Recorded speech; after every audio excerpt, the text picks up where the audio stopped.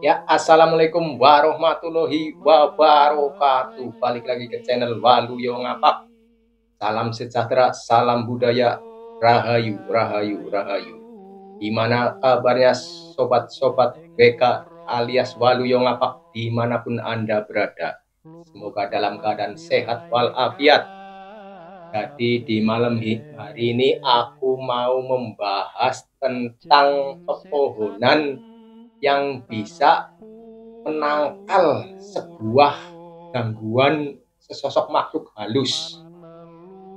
Apa sih pohon-pohon yang bisa untuk menangkal dari gangguan-gangguan roh halus? Ingin tahu? Tonton video ini sampai habis, jangan di skip. Dan jangan lupa like, komen, dan subscribe-nya biar aku selalu semangat berkaryanya, Lur. Jangan lupa, Lur. Dan juga di-share videonya. Tonton video ini sampai habis, Lur. Assalamualaikum Pak Amin. Waalaikumsalam warahmatullahi wabarakatuh. Nah, ini ceritanya di malam hari ini aku ingin menggali sebuah cerita tentang pohon-pohon yang bisa untuk menangkal dari gangguan-gangguan roh halus. Dan pohon-pohon tersebut katanya sudah diyakini dari zaman nenek moyang kita zaman dahulu itu loh. Iya. Contohnya pohon apa saja yang bisa untuk menangkal dari gangguan-gangguan roh halus? Oh iya. Ya memang itu sudah jadi budaya leluhur kita lah ya, khususnya suku Jawa dan orang Banyumas tersendiri. Ya. Banyak sampai saat ini pun masih menggunakan. Contohnya ya, tumbuhan tersebut satu untuk melindungi dan memagar rumah, terutama itu yang ibu-ibu habis melahirkan.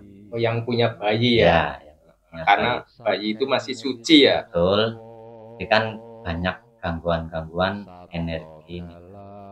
Makanya itu sudah membudaya, jadi budaya suku Jawa, tumbuh-tumbuhan tersebut sebagai simbol.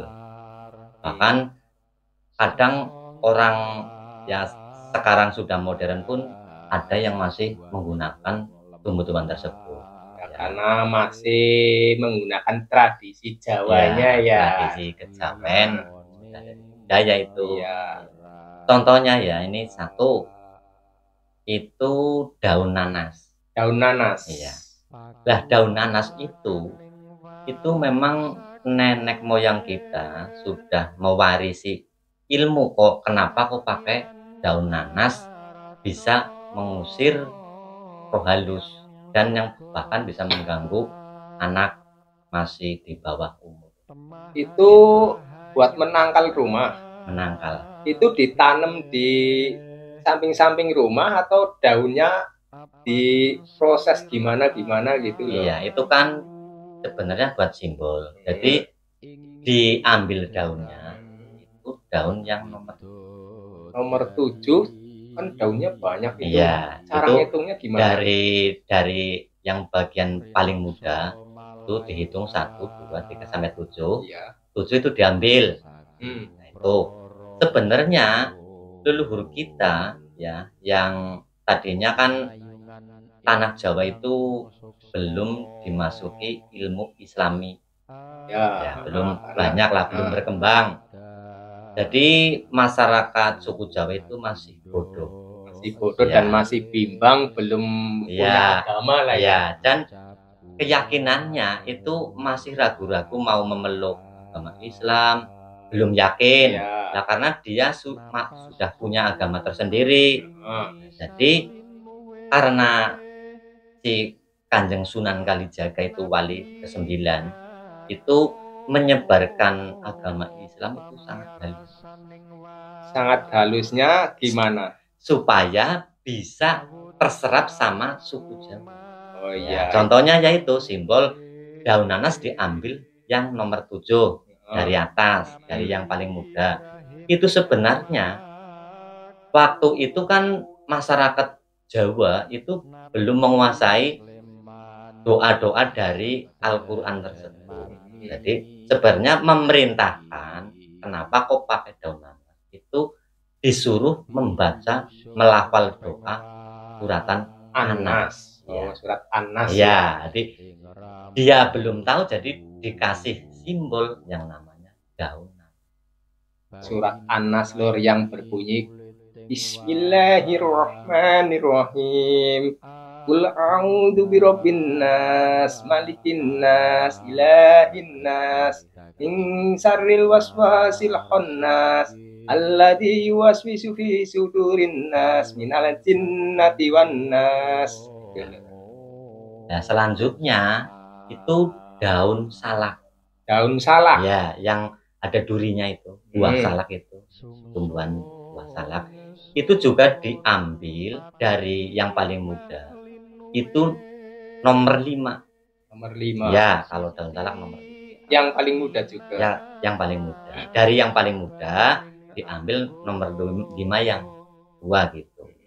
Nah, itu juga mengandung arti seperti ya yang tadi kan suratan Anas. Nah, itu kalau daun salak itu suratan Al-Falaq. Al-Falaq. Iya, betul.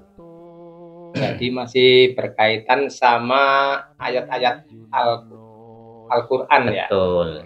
Ya. Surat Al-Falaq yang berbunyi Bismillahirrahmanirrahim.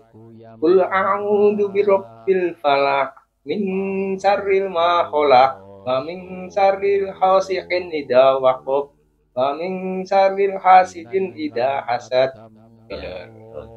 Nah, itu yang nanti dikumpulkan daun nanas dan daun salak ditambahi sada aren. Sada aren. Ya. Dan penjabaran yang sada aren itu kitab suci Al-Qur'an itu ada galihnya. Ibaratnya ada ayat yang paling tua, yang paling ampuh. Jadi ambil yang namanya ayat kursi. Ayat kursi. Ya, itu untuk sebagai simbol menunjukkan bahwa sada aren itu kan daun ya. Daun diambil tengahnya kan diambil tulangnya. Ya, diambil galihnya. Sebenarnya itu menjabarkan supaya melafal ayat kursi. Melafal ayat kursi. Iya. Jadi disatukan nanti daun nanas, sada aren, dan daun salak itu disatukan jadi satu, terpampang di atas.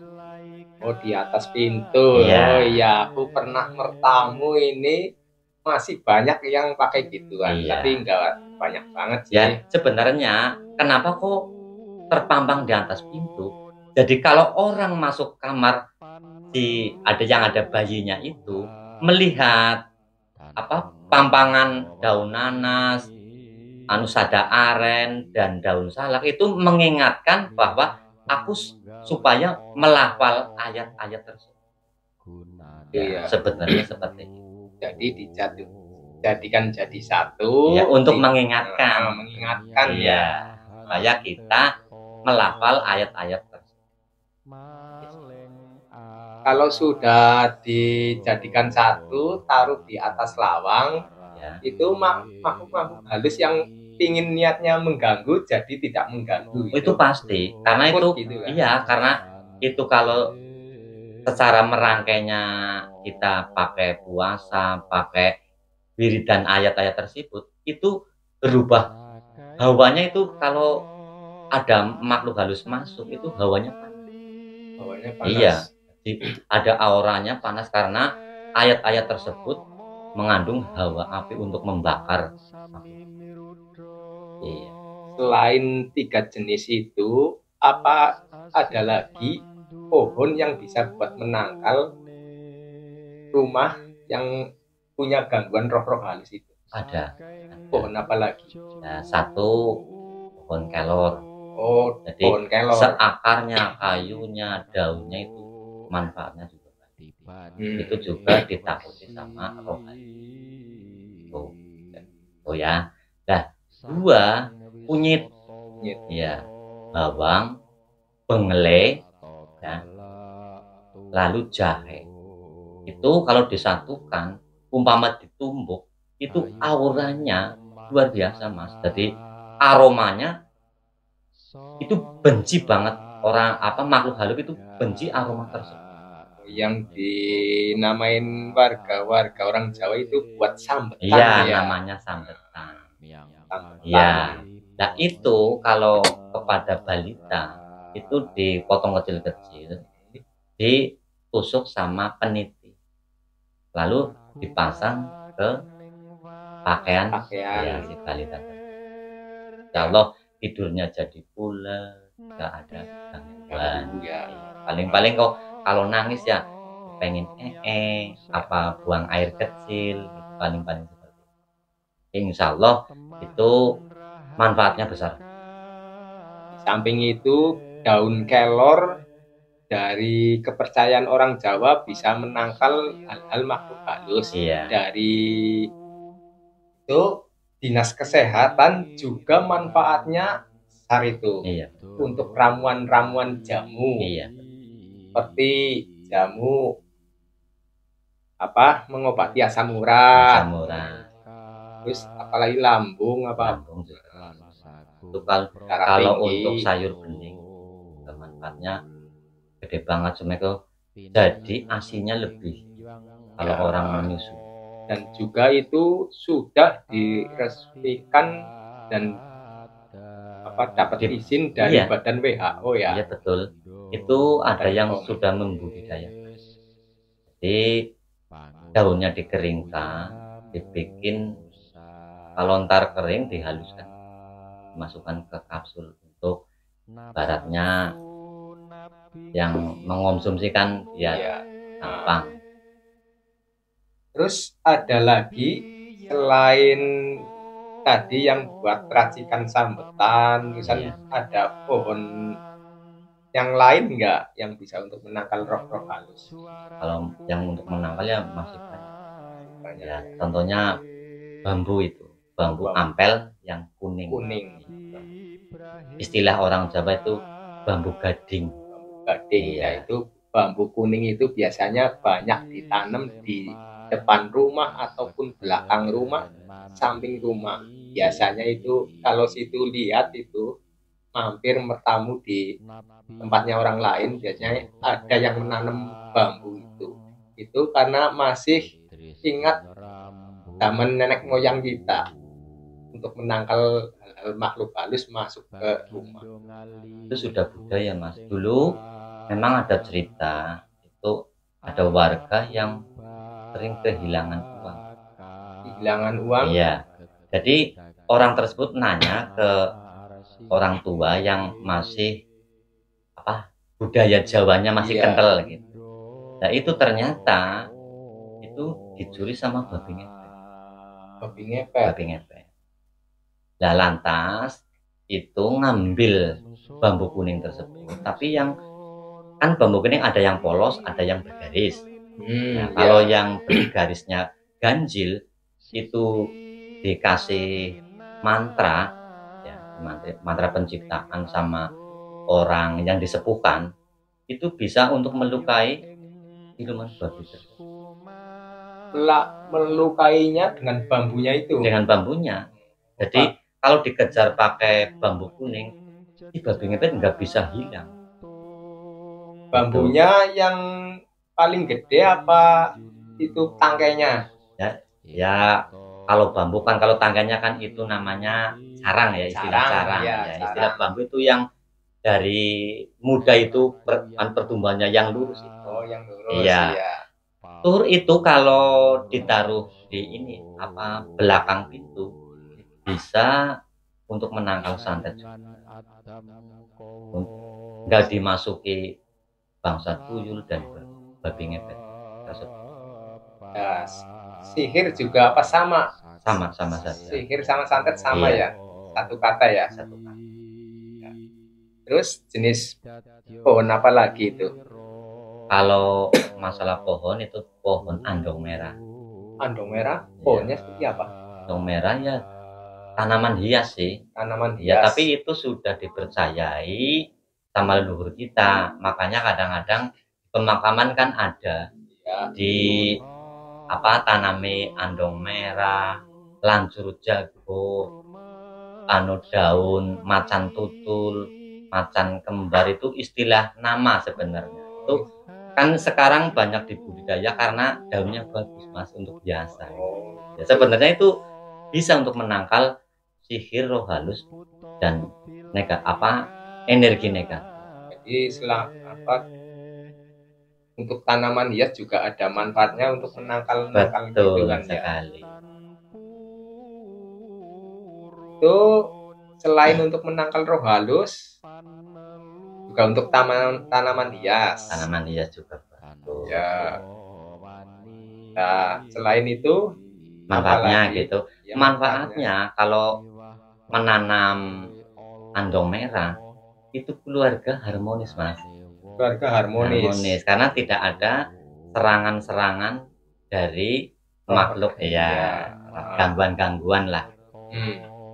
Keluarga harmonis enggak sedikit-dikit kan kadang-kadang kayak tetangga-tetangga kita kan rame ya marah, jadi istilah Jawa padu. Ya padu. Iya, bertengkar adu argumen lah. Menangkal roh-roh jahat juga baik untuk melindungi keluarga jadi harmonis. Ya karena setan itu sifatnya mengganggu ya. Iya, mengganggu. Setannya enggak melakukan ya, tapi cuma manusianya yang melakukan ya. Iya, manusianya melakukan, setannya cuma membisik-bisik. Ya. Yang salah manusianya, setannya enggak salah. Karena dia enggak melakukan. Iya. Iya benar. Ya sama aja kalau ada kasus-kasus uangku hilang mau dituntut hukum, yang nyuri dia dengan pesugihan tuyul, kan nggak bisa dihukum sama hukum, nggak ada barang bukti. Yang melakukan kan manusia, setannya nggak melakukan. Kayak santet pun sama. Ini saudaraku meninggal, dia yang nyantet, buktinya mana? Iya. Karena setan yang nggak melakukan itu bukan setan ya. Iya. Terus apa lagi? Ya kalau bahas tumbuh-tumbuhan, pohon kan sudah. Ya, terutama ya jangan sampai lupa itu garam, Mas. Garam krosok. Oh, garam krosok yang kasar itu ya? Iya, yang kasar.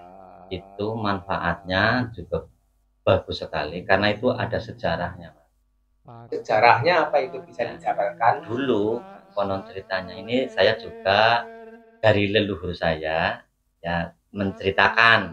Jadi saya ceritakan sama Waluyo. Ya. Dulu pada zaman Nabi itu Nabi Sulaiman sama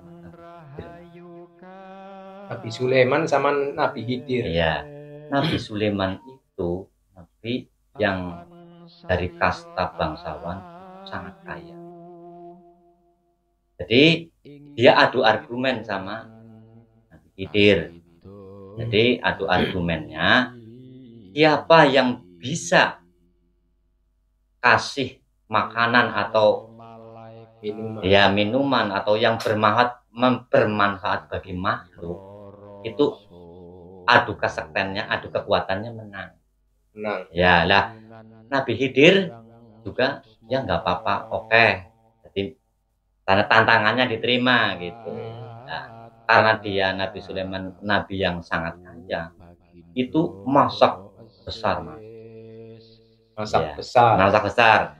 Nah, itu Nabi Sulaiman kan juga bisa bicara ya, bisa dialog sama hewan-hewan. Nabi Sulaiman itu yang ceritanya. Ya, jadi Nabi Sulaiman kayak ngundang para makhluk-makhluk untuk menyantap makanan yang sudah dimasak. Kan otomatis kan bisa kasih manfaat buat makhluk banyak. Ya. Itu Nabi Khidir juga melihat, aduh, pasti saya kalah.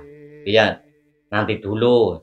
Nah, begitu makhluk pada datang, ada kambing, ada ayam pada mendekat. Karena itu masaknya sangat banyak, itu digelar di tengah digelar tengah yang agak luas, Mas. Agak luas. Jadi di pinggir lautan. Ya, karena yang hadir itu banyak. Ya, yang hadir banyak kan kapasitas harus luas. Ya. Jadi digelar di pinggir laut. Nah, tiba-tiba sudah ngundang hewan-hewan yang supaya suruh menikmati suruh menyantap. Itu ada ikan dari laut. Namanya ikan Nuh. Iya. Melahap semua. Oh, ikan Nuh itu jelmaan Nabi Nuh apa bukan? Ya, bukan. Bukan ya. Iya. Itu melahap ya, ikan besar lah, ikan besar melahap semua yang hidangan-hidangan yang sudah. Nah, akhirnya Nabi Sulaiman hanya kasih makan ke makhluk satu, yaitu ikan besar tersebut. Nah, tinggal Nabi Khidir jadi menggunakan kesektennya, kadigdayan. Iya. Jadi dia membawa kapur, Mas. Awalnya lautan itu nggak asin, masih tawar. Kapur itu fungsinya untuk apa? Nah, kapur itu fungsinya itu dikasih mantra dan doa sama Nabi Khidir, lalu ditaburkan ke lautan. Jadi awalnya lautan itu nggak asin, airnya tawar, dikasih kapur sama Nabi Khidir, berubah jadi. Jadi setiap makhluk bisa mencicipi. Nah, itu jadi akhirnya Nabi Sulaiman kalah kekuatan, kalah kasekten itu. Jadi itu lautan yang sampai sekarang itu dijilat asin itu berarti ya ada sejarahnya seperti itu. Iya, jadi Nabi Khidir yang bikin asin. Ya makanya Nabi Khidir makomnya di air. Berarti garam grosok tersebut itu manfaatnya banyak. Nah, Mas Amin tahu nggak, garam krosok itu kan katanya yang menciptakan laut jadi asin Nabi Khidir. Nah, penemu pertama otomatis kan Nabi Khidir. Iya. Penemu garam krosok tersebut. Iya. Nah, itu asal muasalnya garam krosok itu dari mana? Garam krosok itu endapan dari ibaratnya madunya air asin tersebut, Mas. Madunya. Tuh, jadi awalnya sih memang ada perubahan air tawar jadi asin karena kapur yang ditabur ke lautan. Jadi berubah jadi asin. Nah, terjadinya garam krosok itu endapan dari air asin. Belum dikasih yang namanya model sekarang kan ada yodium ada. Iya, garam yodium. Iya. Terus apalagi yang mau diceritakan? Ya kalau masalah pohon itu sih sudah cukup, Mas, karena sudah itu cukup, sudah luar biasa. Sebenarnya sih masih banyak, cuma yang sekarang masih berlaku dicari ya juga gampang ya pohon-pohon yang sudah saya sampaikan. Nah, itu aku kan yang sering lihat itu yang belum kesebut sama Mas Amin. Iya. Tebu Wulung.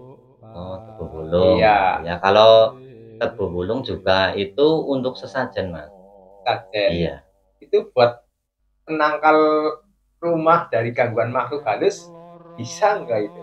Oh, kalau tebu wulung sih itu ya buat sesajen karena penghormatan. Iya.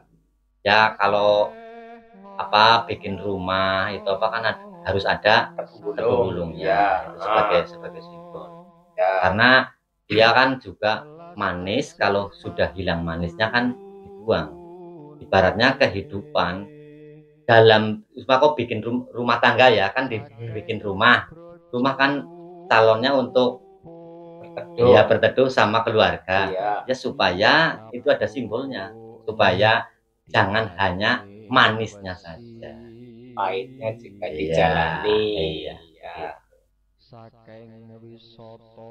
Berarti tebu wulung juga gak termasuk buat penangkal apa termasuk itu? Ya, kalau saya tahu sih kan ya cuma hanya untuk sesajen ya.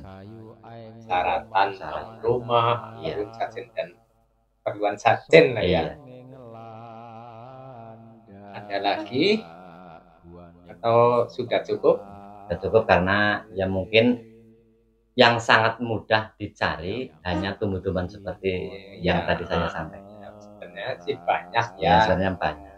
Mungkin barangkali penonton cari itu sudah disebut pohon-pohon yang dicarinya lebih gampang. Ntar ini jabarkan pohon-pohon yang susah dicari, malah nonton yang ingin menyimak, ingin melakukan, susah nyarinya. Jadi tak mau membingungkan penonton lah ya. Betul. Ya, oke ya Lur. Untuk pohon-pohon yang masuk kategori bisa untuk menangkal dari gangguan-gangguan roh halus itu Lur, yang tadi sudah sebut dan penjabarannya. Ya, barangkali adanya dialog sama Mas Amin dengan saya tibanya bisa untuk menangkal roh halus dan bisa untuk edukasi panjenengan sedoyo buat kamu semua. Ya, barangkali yang belum tahu jadi tahu, yang tadinya tahu jadi lebih tahu. Oke ya Lur, cukup sekian dan terima kasih untuk video hari ini. Jangan lupa like, komen, dan subscribe-nya. Selalu dukung terus channel Waluyo Ngapak. Dan terima kasih yang sudah dukung terus channel Waluyo Ngapak. Terima kasih. Semoga selalu dilancarkan rizkinya dan selalu diberi kesehatan. Amin amin ya robbal alamin. Oke, salam buat keluarga Anda di rumah. Salam sejahtera, salam budaya, rahayu, rahayu, rahayu. Assalamualaikum warahmatullahi wabarakatuh.